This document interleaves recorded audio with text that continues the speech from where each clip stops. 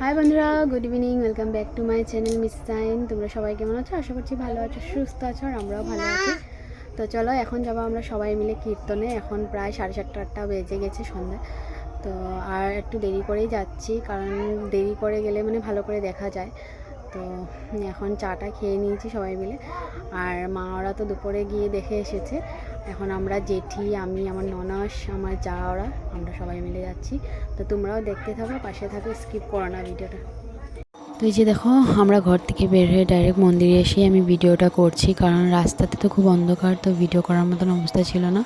আর এদিকে এসে দিয়ে কীর্তন হচ্ছে, আর লোকে বসে বসে দেখছি। এত লোক হয়েছে, এত ভিড় হয়েছে কী বলবো। তো আমরা প্রণাম টনাম করে চন্দ্রমিত্র নিয়ে এখন গিয়ে বসবো। আর পুচকুসোনাকে দেখো সব দিকে না লাইট আছে, তো দেখছে, খুব এনজয় করেছে, ও খুবই এনজয় করেছে ফার্স্ট টাইম ওর কীর্তনে।